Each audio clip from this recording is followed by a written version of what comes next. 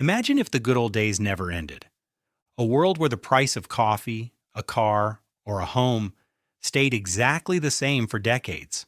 No new normal, no rising numbers, no sudden shocks when you open a bill.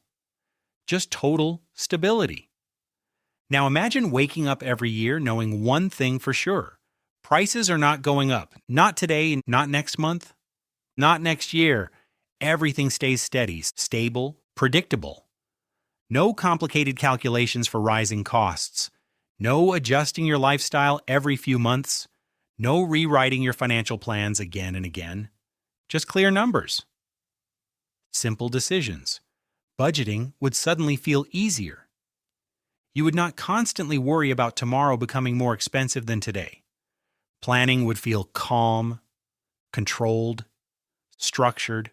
There would be no pressure to buy things out of fear, no urgency to rush purchases, no anxiety that waiting might cost you more later. Just thoughtful decision-making. You could save money without worrying about it losing value over time. There would be no pressure to invest only to protect your savings. Your money would feel secure, reliable, consistent. Families could plan their budgets years ahead. Students could estimate education costs without fear of sudden increases. Parents could think long-term without guessing the future. Businesses could design strategies with confidence. Everything would feel organized, smooth, balanced, and at first glance that sounds like a perfect world. But now, let us go deeper. Because economies are not just about numbers, they are about human behavior. When prices stay completely stable for a long time, something subtle begins to change. Not in the system, but in people. Urgency disappears. The fear of rising costs disappears.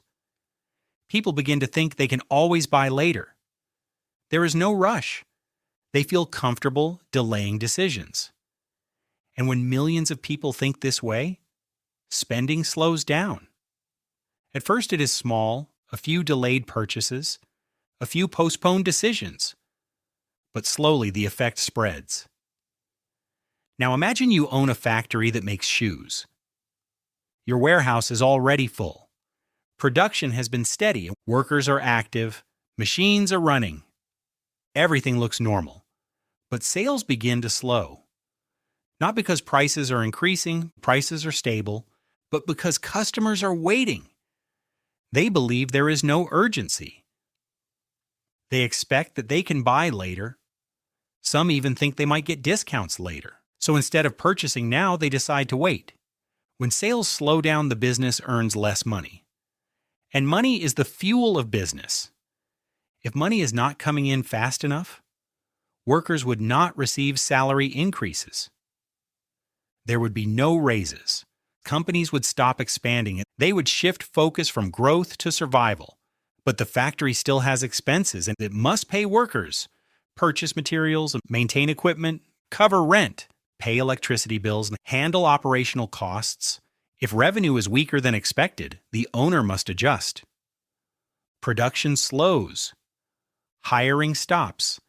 Expansion pauses.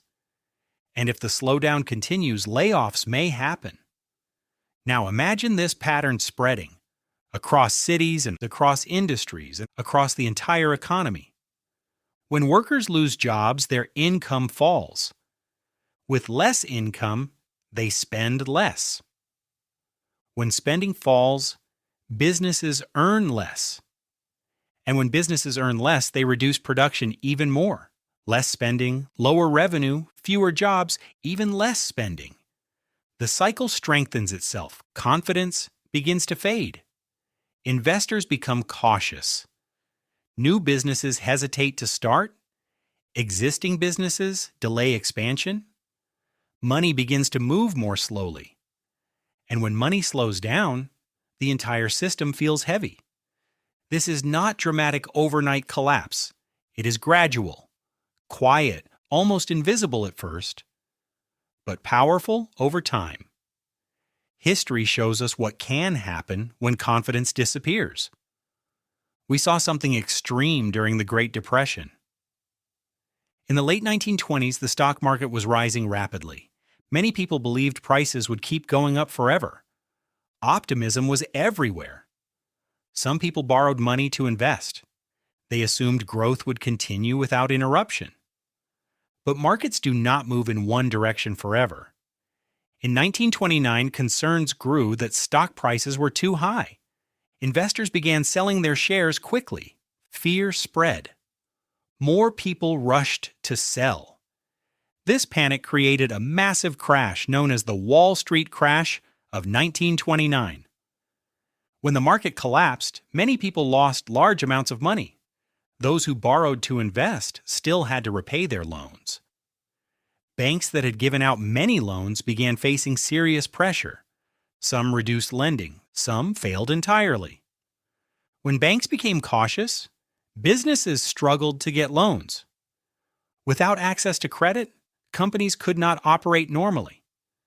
At the same time, people became afraid of losing their savings, so they withdrew money. They stopped spending, and once spending stopped, businesses suffered heavily. Factories reduced production. Workers were laid off. Income dropped. Unemployment rose dramatically. The crisis spread beyond one country and affected many economies worldwide. What started as financial panic became a deep economic depression.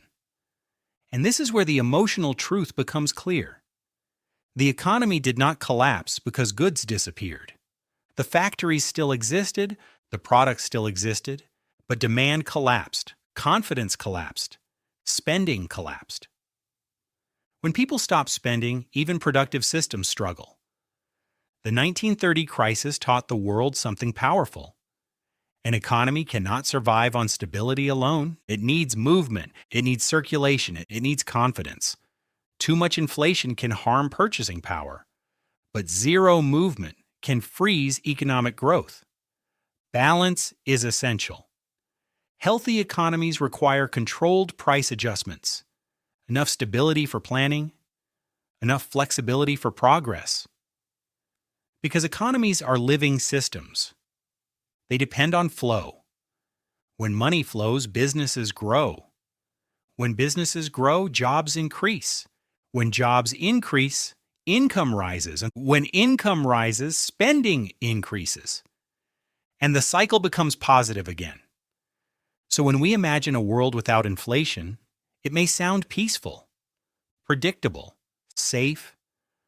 But if it turns into economic stagnation, growth can slow. Opportunities can shrink. Raises may disappear. Expansion may stop. Progress may weaken.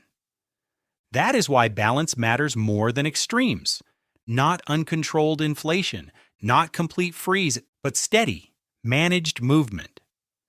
Because growth requires motion, and motion requires confidence. And confidence requires balance.